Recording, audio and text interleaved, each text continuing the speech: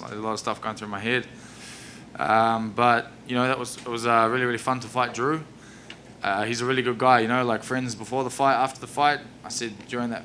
Well, that's what I said. And then during that 15 minutes, nothing even close to it.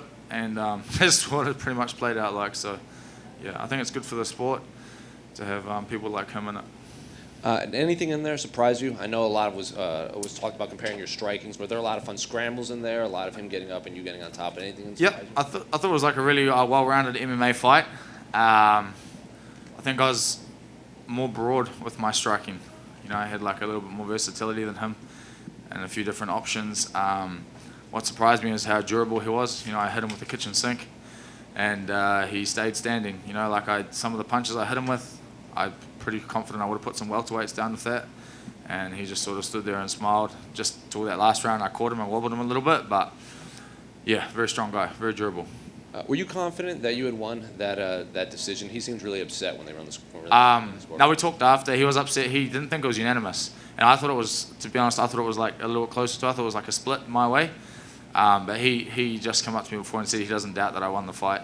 I think he just thought it was maybe a little closer, which is fair enough. And in that moment, I mean, it's hard to tell, because it's hard to remember that shit, man. 15 minutes of that.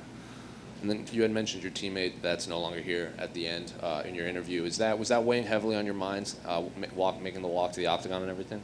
A little bit, he was an extremely talented fighter, and he gave me quite a lot of hidings on the regular with his hands. And it's not, everyone knows this world isn't fair, and he'll never get to make that walk to the UFC, even though he would have one day. So it's upsetting that he won't get to do that. So I walked out to his walkout song, which is actually one of his songs from his father's village in Tonga. That's why that song would have seemed a little bit odd. But his mother and his brother gave me permission to walk out to that as tribute to him, so that's why I did.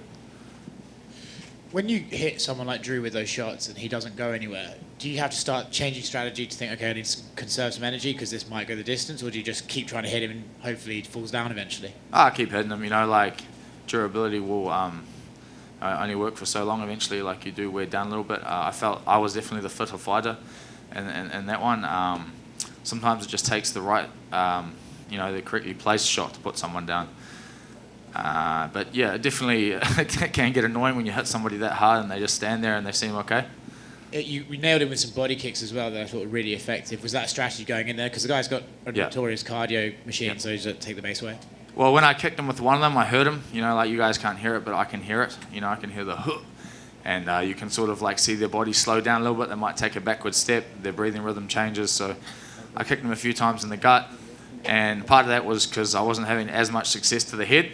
And I was trying to set up some stuff to come up top later. I did throw that head kick, but I slipped over.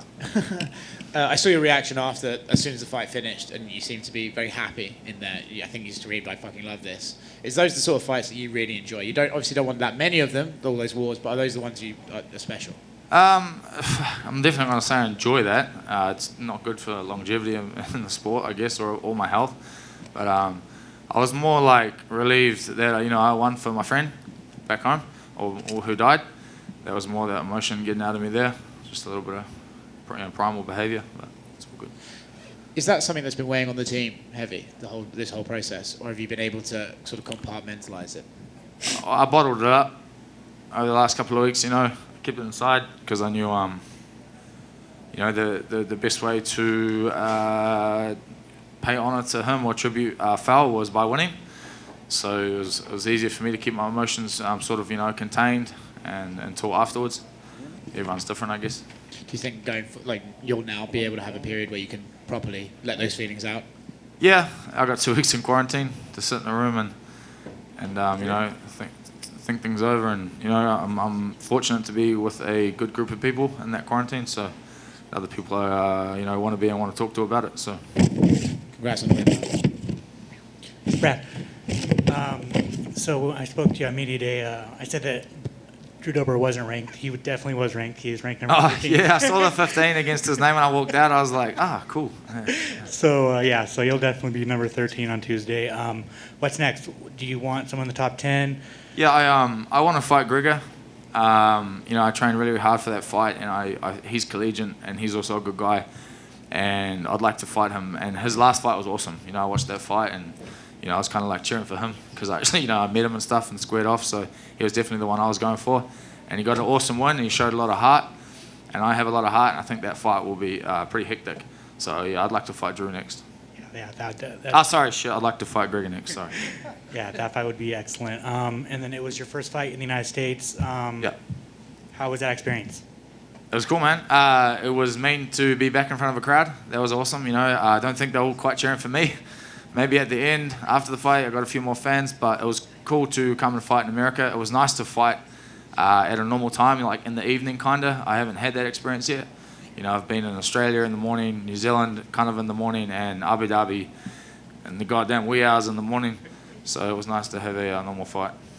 And finally, someone explain when you say mean on Twitter. Oh, it's mean. Yeah, it means like, you know, it's cool, it's good. Like dope. I guess you guys would say dope or something like that. Yeah, for sure. It means it's dope. Yeah, something like that. It's a good thing. It's a good thing. Yeah. Congratulations. Thank you. 2 follow-ups, unrelated to the fight. After you said you were you had that partnership with Blizzard, there were a couple questions come my way. A, what is your class that you play in Warcraft? Yeah. B, what do you have against Diablo? I'm undead, and I don't have anything against Diablo. I just never really got into it, man. I've always been on Warcraft, and you know, I'm sure I'll probably like it. You know, I'm sure it's not that, you know, different from it. Probably the same, you know, broad outline of game. Yeah, nothing against it, but.